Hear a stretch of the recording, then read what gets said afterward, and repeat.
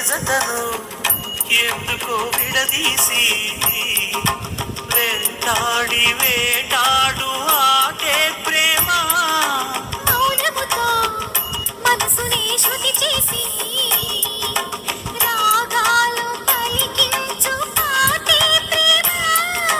శాశ్వత చరితల ఈ ప్రేమ మృత్యు ఎరగని చిరునామా శ్వాసను మంగళహారతిగా